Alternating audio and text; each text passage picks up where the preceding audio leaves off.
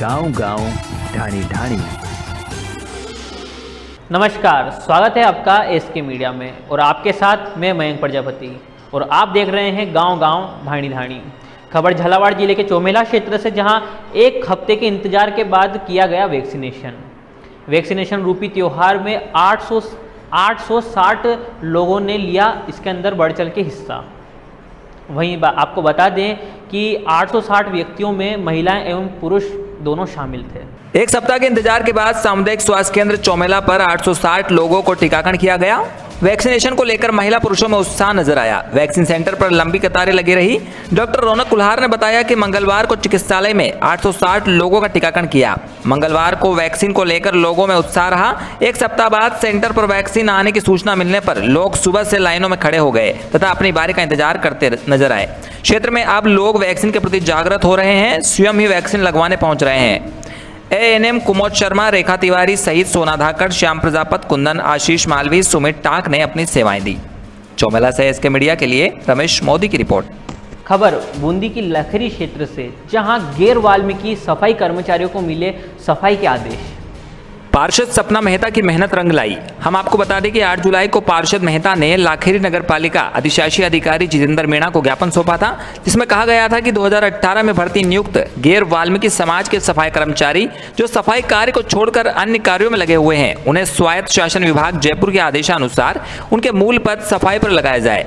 आदेश की पालना नहीं हो रही थी, उन्हें ऑफिस के अन्य कार्यों में लगा रखा था, जिसके चलते पार्षद मेहता ने अधिशासी अधिकारी कक्ष में ही धरने पर बैठ गई थी और आश्वासन के बाद ही अपना धरना समाप्त किया था। उसी विषय को गंभीरता से लेते हुए नगर पालिका अधिशासी अधिकारी ने 12 जुलाई को सभी सफाई कर्मचारियों को उनके मूल पद सफाई पर लगाए जाने के आदेश दिए हैं। वहीं पार्षद मेहता का कहना है कि अगर इन गैर वाल्मीकि समाज के सफाई कर्मचारियों को पुनः मूल पद सफाई से हटाकर अन्य कार्यों में लगाया गया तो वह एसडीएम कार्यालय के सामने धरना देगी।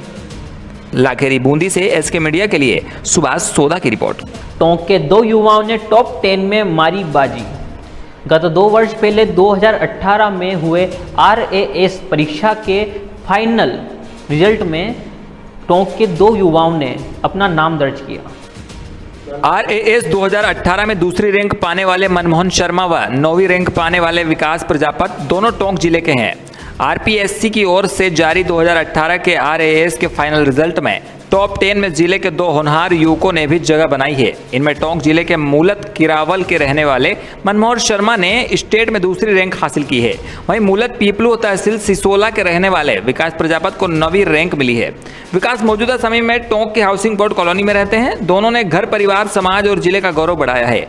RAS परीक्षा में 9वीं रैंक हासिल करने वाले विकास प्रजापत अभी उद्योग विभाग जयपुर में निरीक्षक के पद पर कार्यरत हैं। वे 3 भाई बहनों में सबसे बड़े हैं। 2 बहनों में से एक बहन टीचर है। छोटी बहन कॉलेज में प्रथम वर्ष की स्टूडेंट है। विकास के पिता किशनलाल कुमार घाट सीनियर सेकेंडरी स्कूल में केमिस्ट्री के लेक्चरर हैं।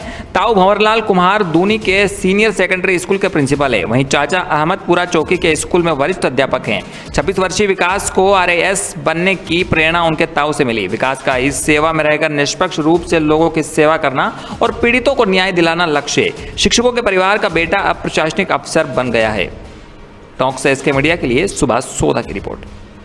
मैं किशनलाल कुमार, व्याख्याता राजकीय उच्च माध्यमिक विद्यालय घाट में रसायन विज्ञान के पद पर व्याख्याता हूँ और मेरे को अपार खुशी हो रही है और हमारे को उम्मीद से जितना उम्मीद थी उतना मुझे उस बच्चे को मिला है और इस बच्चे ने बहुत कड़ी मेहनत की है और उसका आज हमें प्रतिफल मिला है। इसलिए मैं बहुत, मेरे परिवार वाले, मेरे सब परिवार, शुभचिंतक सब खुशी से आनंद उठा रहे हैं और मैं चाहता हूँ इसी प्रकार से आगे बढ़ता जाए और आप लोग सबों की शुभकामना हमें मिले। जी, मैं पूर्व में लेबर असिस्टेंट के पद पे कार्यरत था, तो वहाँ पर मैंने RAS के लिए एग्ज़ाम देना प्रारंभ किया। 2016 में मैंने प्रथम बार RAS का अटेम्प्ट दिया। हालांकि प्रथम बार में मुझे असफलता मिली प्रीलिम्स में। इसके उपरांत मैंने पुनः प्रयास किया 2018 की वैकेंसी के लिए। इस दौरान मेरा चयन उद्योग निरीक्षक के पद पर उद्योग विभाग में हुआ, जहाँ मैं वर्तमान में कार्यरत भी हूँ। और 2018 की जो परीक्षा थी उसके लिए तैयारी करते हुए आज सफलता के इस मुकाम पर मैं पहुँचा हूँ और मैंने राजस्थान में 9वीं रैंक हासिल की है। किस तरह खुशी हो रही है इस बात को लेकर? परिवार इस तरह का माहौल परिवर्तन है? परिवार में बड़ा खुशी का माहौल है और मेरे सभी जान पहचान वाले टोंक जिले से नहीं बल्कि बाहर से राजस्थान के बाहर से भी और राजस्थान के सभी जिलों से कई जगह से मुझे बधाइयाँ मिली। मुझे बहुत अच्छा महसूस हुआ और मेरे सभी शुभचिंतकों को मैं ये उनका आभार जताता हूँ। तैयारी किस तरह की, घर वालों का सहयोग किस तरह का रहा है? जी, घर वालों का बहुत। कोटा जिले के रामगंज मंडी क्षेत्र में जहां कुछ दिन पहले वाल्मीकि हत्याकांड, कृष्णा वाल्मीकि हत्याकांड के विरोध में, आक्रोश में 150 से अधिक लोगों ने रैली निकाली और ज्ञापन भी सौंपा। वहीं आपको बता दें कि रैली के अंदर धारा 144 का भी उल्लंघन किया गया। भाजपा कार्यकर्ता व हिंदू संगठन के सदस्य अंबेडकर चौराहे पर इकट्ठे हुए। शहर में धारा 144 को देखते हुए चौराहे पर भारी पुलिस का जाब्ता मौजूद था। 11 बजे के आसपास विधायक मदन दिलावर वहां पहुंचे, जिसके बाद दिलावर के नेतृत्व में रैली निकाली गई, जिसमें भाजपा के कई कार्यकर्ता व कई हिंदू संगठन के लोग शामिल थे। शहर में शांति व्यवस्था न बिगड़े, इसके लिए जुलूस के आगे और पीछे भारी संख्या में पुलिस के जवान चल रहे थे और शहर के हर चौराहे पर पुलिस के जवान मौजूद थे।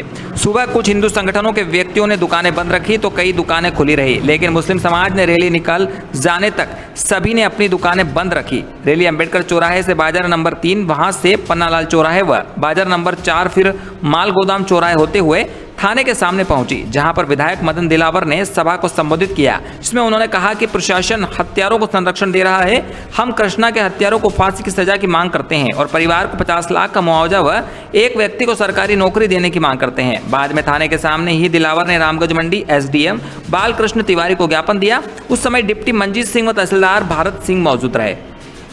रामगंज मंडी से एसके मीडिया के लिए शाकिर खान की रिपोर्ट।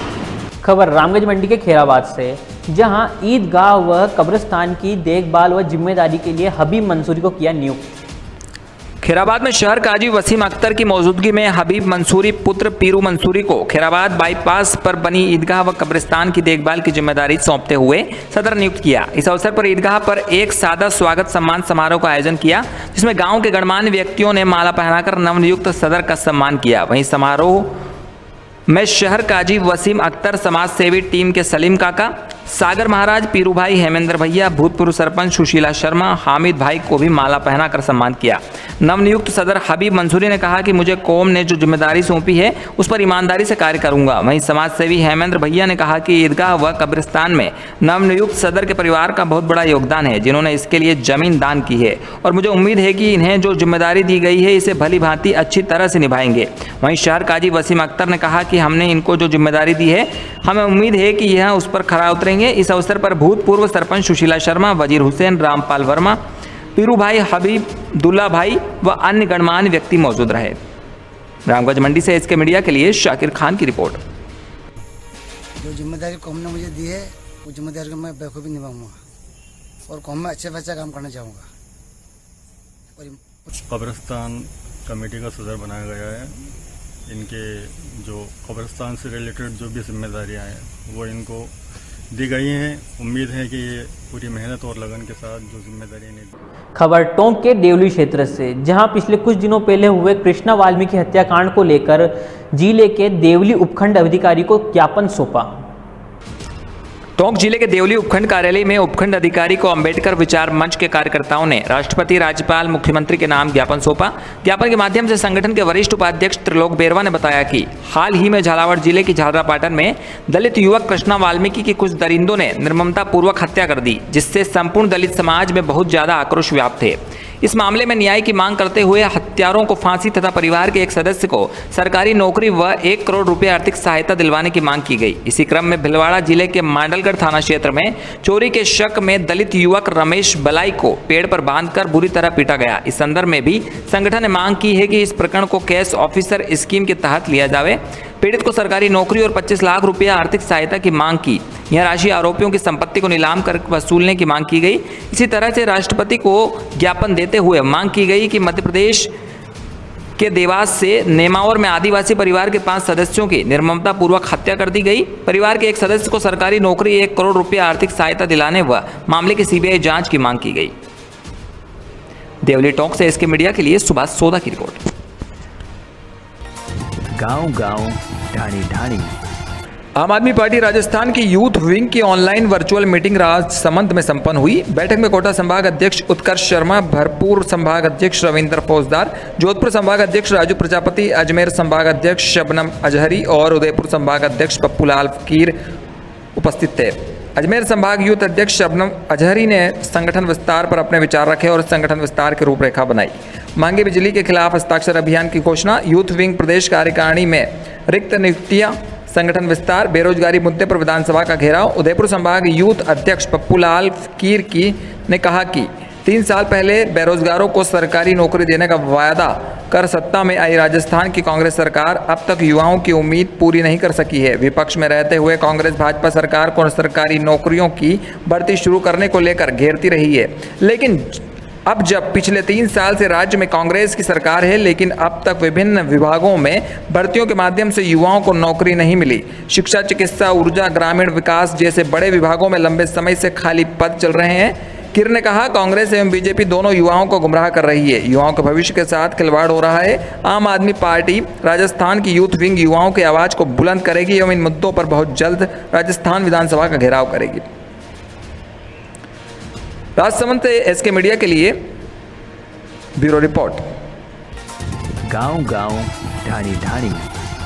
गंगदार पुलिस ने अवैध देशी कट्टा 315 बोर 4 जिंदा कारतूस चोरी की बाइक के साथ आरोपी भगवान लाल निवासी कोलवा गुर्जर को बिश्निया रोड से गिरफ्तार किया। विभिन्न धाराओं में मामला दर्ज कर गंगधार थाना अधिकारी ने आज बुधवार शाम 6:30 बजे प्रेस नोट जारी कर बताया कि बिश्निया रोड से कोलवा गुर्जर निवासी भगवान लाल पिता भंवर लाल उम्र 20 साल के कब्जे से एक अवैध 315 बोर का देशी कट्टा, 4 जिंदा कारतूस, एक चोरी की मोटरसाइकिल जब्त कर आरोपी को गिरफ्तार कर आर्म्स एक्ट में मामला दर्ज कर अनुसंधान किया जा रहा है। पुलिस की इस कार्रवाई में थाना प्रभारी Sanjay Meena, head constable Ramchandra, constable Rakesh, Santosh, Jitendra Kumar की विशेष भूमिका रही। चौमेला से इसके मीडिया के लिए रमेश मोदी की रिपोर्ट। गांव-गांव, ढाणी-ढाणी। रामगंज मंडी शहर के श्रीजी कॉलोनी में किराए के मकान में रहने वाले रमेश बेरवा अपनी पत्नी कमला का इलाज 2 महीने से झालावाड़ और कोटा में करवा रहे थे। परिवार आर्थिक रूप से काफी कमजोर है। इलाज के दौरान अस्पताल में ही पत्नी कमलाबाई का निधन हो गया। उसके बाद परिवार पर अंतिम संस्कार का सबसे बड़ा संकट था। इस दौरान देवदूत बनकर सामने आए शहर के सामाजिक कामों में रुचि रखने वाले अशोक बैरागी, लखन पटवा, रोमेश गुप्ता, सद्दाम खान, गोलू राठौड़, पवन शर्मा, अनीश सोनी, राहुल पाटीदार, अभिषेक सेन, देवी शंकर निमाना सहित जन सहयोग से मिलकर अंतिम संस्कार किया। उल्लेखनीय है कि यह लोग हमेशा सामाजिक सरोकार निभाने में हमेशा आगे रहते हैं। रामगंज मंडी से इसके मीडिया के लिए शाकिर खान की रिपोर्ट। गांव-गांव, ढाणी-ढाणी। सुकेत के पास डिंगसी गांव में मंगलवार रात को 8 बजे एक कोटा स्टोन फैक्ट्री में एक श्रमिक ने फंदा लगाकर अपनी जीवन लीला समाप्त कर ली। जानकारी के अनुसार पति पत्नी में मामूली सा विवाद हुआ था। इसी के चलते पति मदन नायक पुत्र नाथूलाल नायक निवासी श्रमिक बस्ती कुंभकोट में फांसी का फंदा लगाकर आत्महत्या कर ली। सूचना पर सुकेत पुलिस मौके पर पहुंची और मृतक को फंदे से उतारकर एक निजी वाहन से सुकेत अस्पताल लेकर आए, जहां शव को मोर्चरी में रखवाया। आज सुबह पोस्टमार्टम कर शव परिजनों के सुपुर्द किया। पुलिस ने मामला दर्ज कर अनुसंधान शुरू कर दिया है। मृतक मदन फैक्ट्री पर बेलदारी का काम करता था। सुकेत रामगंज मंडी से इसके मीडिया के लिए शाकिर खान की रिपोर्ट। ये थी हमारी आज की खबरें। कल फिर मिलेंगे इसी बुलेटिन में। तब तक के लिए अलविदा और बने रहिए एसके मीडिया के साथ। नमस्कार।